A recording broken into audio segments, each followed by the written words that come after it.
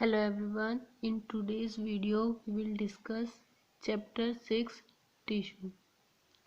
In previous chapter we discussed about fundamental unit of life.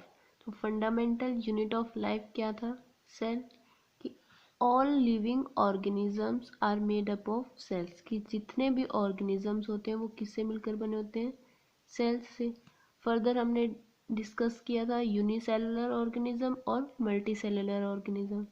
Unicellular organism, uni means single cell, कि ऐसे organism जिनके अंदर single cell है. They perform all the function such as digestion, respiration, excretion, reproduction by a single cell. कि unicellular organism अपने सारे जो functions हैं वो परफॉर्म करते हैं एक सिंगल सेल के थ्रू. सो एग्जाम्पल क्या था यूनिसेलुलर ऑर्गेनिज्म का? अमीबा.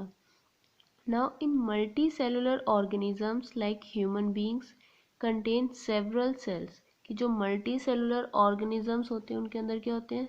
Several cells होती हैं. अब वो cells होती हैं वो क्या होती हैं? Grouped together, which are grouped together and these cells are specialized to carry out different functions.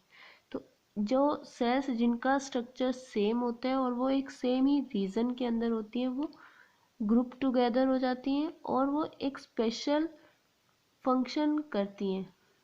जैसे ह्यूमंस के अंदर जो मसल सेल्स होती है वो कॉन्ट्रैक्ट और रिलैक्स करती है तो मूवमेंट कॉज करती है.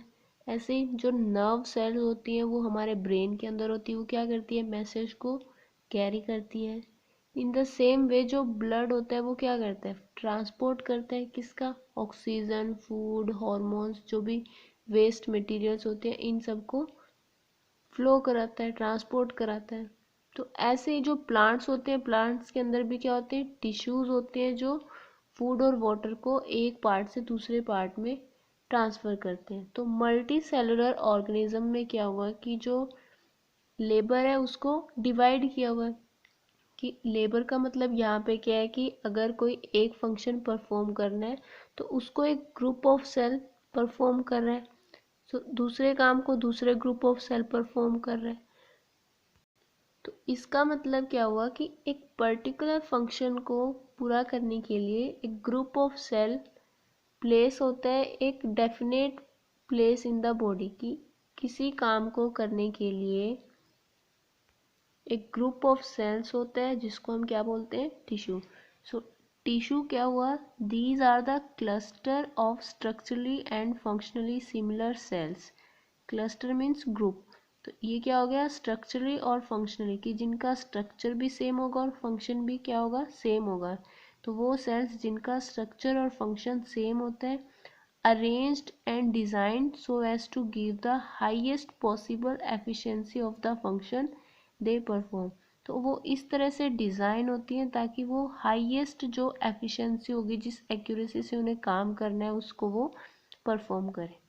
या a group of cells that are similar in structure and work together to achieve a particular function forms a tissue. कि group of cell जो स्ट्रक्चर के अंदर सिमिलर होती हैं वो मिलके काम करती हैं किसी एक पर्टिकुलर फंक्शन को परफॉर्म करने के लिए जिसको हम क्या बोलते हैं? इन ग्रुप ऑफ सेल को क्या बोलते हैं? टिश्यू. सो एग्जाम्पल क्या हुआ? Blood, phloem, muscle, nerve. तो ऐसे ही बहुत सारे एग्जाम्पल हो गए टिश्यूज के. Now the next question arise, are plant and animals made up of same type of tissue? कि क्या प्लांट और एनिमल दोनों सेम टाइप के टिश्यू से मिलकर बना होता है या नहीं? इस क्वेश्चन का हम आंसर फाइंड आउट करते हैं. एज वी नो जो प्लांट्स होते हैं वो क्या होते हैं? स्टेशनरी या फिर फिक्स होते हैं. सो दे कैन नॉट मूव. लेकिन जो एनिमल्स होते हैं they can move in search of food and shelter. अब प्लांट टिश्यू के अंदर जितने भी टिश्यूज होते हैं वो क्या होते हैं? सपोर्टिव होते हैं. अब in plants most of the tissues are dead. जो डेड टिश्यू होते हैं वो जो डेड सेल या डेड टिश्यू होते हैं वो क्या करते हैं? मैकेनिकल स्ट्रेंथ प्रोवाइड करते हैं ताकि जो प्लांट्स हैं उनको सपोर्ट मिल सके. In animal most of the tissues they contain are living, कि एनिमल्स के अंदर जो मोस्टली टिश्यूज होते हैं वो क्या होते हैं, लिविंग होते हैं, लेकिन प्लांट्स के अंदर क्या होते हैं, डेड होते हैं। सेकेंड पॉइंट क्या है डिफरेंस दोनों में, dead cells provide more structural strength and need less maintenance, कि जो डेड सेल्स होती हैं वो मोर स्ट्रक्चरल स्ट्रेंथ प्रोवाइड करते हैं, क्योंकि जो प्लांट्स होते हैं वो क्या होते हैं, स्टेशनरी होते हैं, तो उनको सपोर्ट की ज़रूरत होती है। तो उस सपोर्ट को कौन प्रोवाइड करता है, जो डेड सेल्स होती हैं, और उनको लेस मेंटेनेंस की नीड होती है। सेकेंड, जो एनिमल टिश्यू होते हैं वो animals require more maintenance energy as animals move around in search of food and shelter. अब एनिमल्स क्या करते हैं, मूव करते हैं in search of food and shelter, तो इसलिए वो क्या करते हैं, consume more energy as compare to plants, so most of the tissues they contain are living. Now the third part is there are some tissues in plants that divide throughout their life, these tissues are localized in certain region, कि plants के अंदर कुछ ऐसे tissues होते हैं जो throughout their life वो divide करते रहते हैं, ग्रो करते रहते हैं, जिनको हम क्या बोलते हैं, ग्रोइंग या फिर मेरिस्टेमेटिक टिश्यू, ग्रोइंग टिश्यू या फिर मेरिस्टेमेटिक टिश्यू। और कुछ परमानेंट टिश्यूज होते हैं जिनके अंदर कोई ग्रोथ नहीं होती।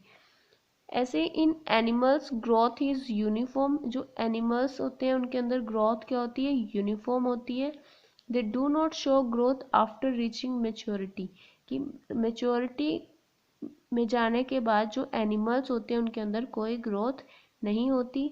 Reparative growth is however present, reparative growth क्या होते हैं, कि जो हमारी डेड सेल्स होती हैं जैसे नेल्स, जो हमारे हेयर, वो क्या होते हैं, रिपेरेटिव होते हैं, उनके अंदर ग्रोथ होती रहती है।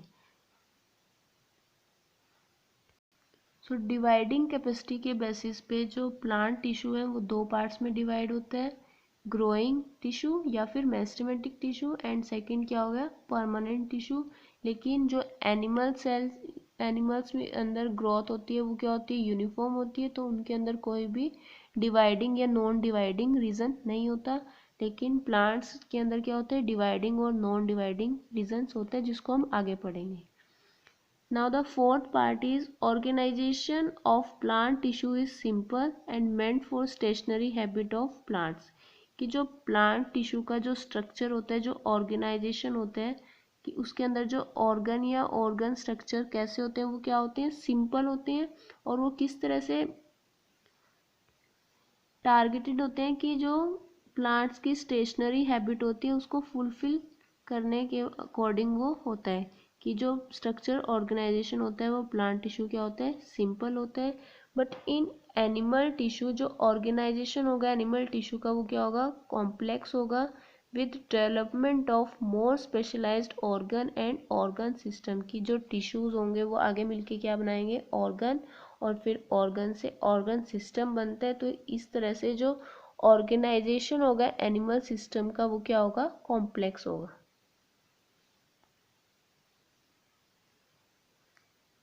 Thank you.